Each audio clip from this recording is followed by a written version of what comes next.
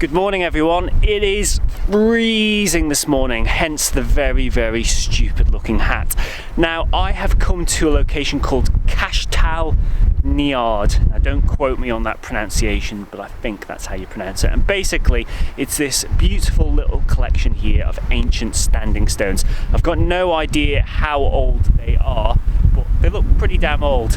Basically it's kind of like the Stonehenge of the Isle of Man. And it's not actually a location I've ever photographed before. Now this morning we've got pretty clear skies, there's a few clouds lingering around, but that should mean that we get pretty unobscured light as the sun creeps above the horizon for sunrise. So I'm here at stupid o'clock in the morning to try and see if I can get an image of this behind me with some beautiful golden hour light at sunrise. So I'm going to have a little wander around the location because I'm not actually that familiar with it, see if I can lock down the right compositions, and then I'll come back to you and explain my setup. I've got about 20 minutes to sunrise, so the pressure is on.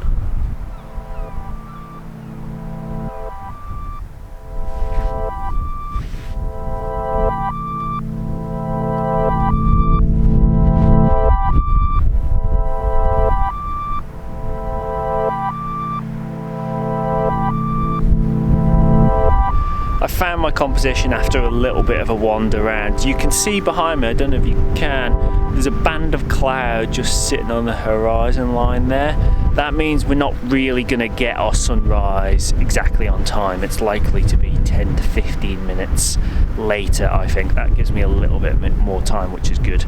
Now, I'm pointing this way. You can see the stones just there. I mean, they're impressive, but I mean, I was kind of joking when I said Stonehenge before. It's pretty small. There's not many stones here, but the setting is quite nice. You've got the hills and the mountains of the island just kind of sitting off in the backdrop there, and that really appeals to me, trying to place these stones within their environment. Now, my gut instinct here was I'll go this way so I can explain this to you. My gut instinct here was to shoot this kind of down a lot closer to the stones. So kind of in this sort of area here. With a wide angle lens, get really close into the stones and try and pick up as much of the beautiful shapes within those stones and capture the hills behind there. However, the problem with shooting these stones wide angle is the stones themselves look great, but the hills behind literally look like ant hills. They look absolutely pathetic, and I think the stones within their environment is what makes them special here. I think if you diminish those hills behind there, it kind of loses something to me. So what I did instead was I walked back this way and just watch what happens to the stones behind relative to those hills. You can see that as you get further away from those stones, the actual hill size behind them increases relative to the stones. You get a more balanced composition from a distance, and I think it works a lot stronger over here. So I'm actually going to equip a telephoto lens here and try and compress this scene together and try and emphasize the size of those hills behind the stones. I think from this sort of distance here, you get a much more balanced shot. The stones relative to the hill size behind is a nice sort of mix, I find. So I have got my camera set up really low to the ground just here, and yeah, I'm basically focusing in for the stones there. What I'm going to try and do, because I'm shooting with a camera that doesn't have the resolution of the D850, which I used to have. I've got the D750 now, which is 24 megapixel, I think. What I'm going to do here, I think, is I could take this in one image and just crop in, but because I'm shooting at that low resolution, I'm hesitant to do that. So instead what I'm going to do is I'm going to shoot a mini panoramic and stitch those together to maximize my resolution, and then I can crop in from that image. So basically it's going to be probably a 3 or 4 image panoramic sweep across those stones there with those hills behind, and I think it should work quite nicely. The sun is rising just from down this direction. We should have light soon, and in my mind the perfect scenario here is very much that see the mountains here. I'd love if those mountains just caught the light before the actual foreground of stones. oof, that would be amazing. And that's the kind of image I've got in my head. Whether reality matches that sort of vision remains to be seen.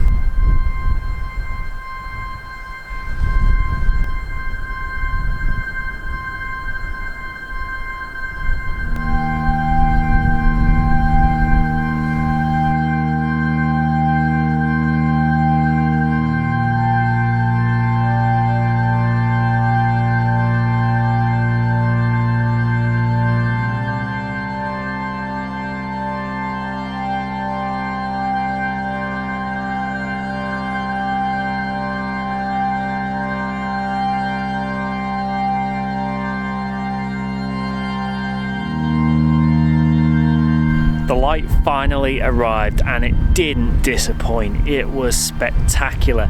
I'm sorry that I couldn't video, but it would have compromised the photography.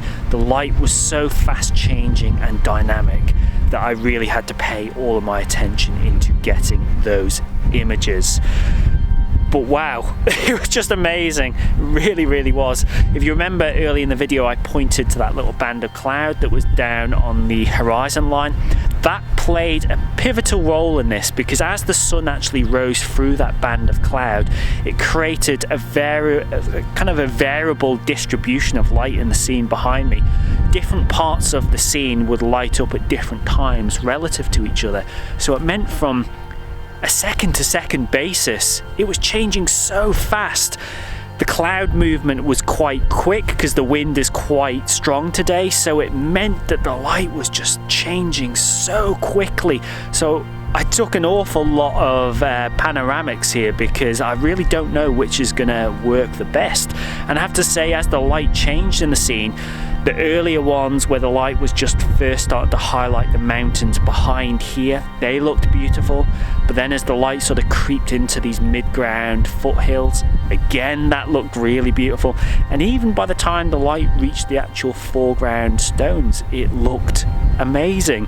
So I'm just going to judge the images in post and see which I like the best. But if it looks anything like it did to my eyes here, I'm onto a winner here, because that looked absolutely stunning. It really did.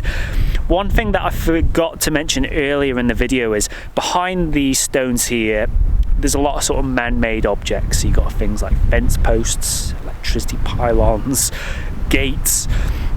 And they don't quite work with the scene. I think having a bungalow behind my ancient stones detracts from it very slightly. So when I was picking out my composition before, I was making little minute movements to sort of my composition to make sure that the stones kind of covered up as many of those man-made objects as possible. And after quite a bit of walking around, I think I got it as good as I possibly could. In terms of settings, I shot this at f13 to give me good depth of field. I'm not going to be able to get the stones and the mountains sharp because it's a telephoto shot, and the distance between those stones and the mountains is quite huge. My main focus is on the stones, and as long as all of those stones are sharp, then I'm on to a winner. Shutter speed wise, no idea what it was. The light levels were constantly changing. ISO 100 and 100mm. Didn't use any filters whatsoever. Don't really want to use a polarizer with a big open blue sky like this, because it's going to create a heavy sort of banding effect across the scene. Also, I didn't use a graduated ND because my horizon line is kind of all over the place in this image. Instead, I used a 2-stop underexposure bracket just to pull in those highlights. And yeah, that's about it. Key thing with the panoramic shooting is make sure your tripod is level. I've covered panoramics in more detail. If you want to see my full shooting process, click to the top now. But basically, get your tripod level, and then when you're doing your sweep across the scene, just shoot more than you need. Not just in terms of left and right of the scene, but also in terms of the top and bottom. Just shoot that little bit wider. Your image is going to be a huge resolution, so use the cropping tool aggressively with these kind of images, and it will really create a very strong final image.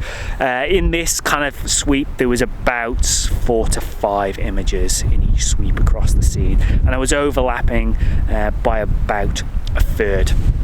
And yeah, I'm really happy. For me, the telephoto approach, coming back off the actual stones here, makes all the difference. It really does. It's gonna create a much more balanced shot where the size of those mountains relative to the stones just looks that much more impressive as you go in a lot closer with your wide angle shots and these kind of scenes. Your background can just feel absolutely pathetic, like a kind of almost like a miniature. The mountains just turn into tiny little lumps and they just look pathetic. I think it's time to head home because I'm absolutely freezing my ass off here, and I can't wait to get this stupid hat off my head. It's been an absolute pleasure to shoot here this morning, and I haven't seen another soul for the entire time I've been here, which tells me that this is the kind of location that flies under the radar and doesn't get the crowds or the recognition it deserves, and I love shooting locations just like that. If you've got any thoughts on the panoramic image I did secure, or the general topic of telephoto photography to accentuate the size of background features, pop them down below in the comments. I'd be really interested to hear your thoughts. And yeah, that's a wrap for today. So I'd just like to take this opportunity to wish you all a very Merry Christmas, and I'll see you all soon. Take care.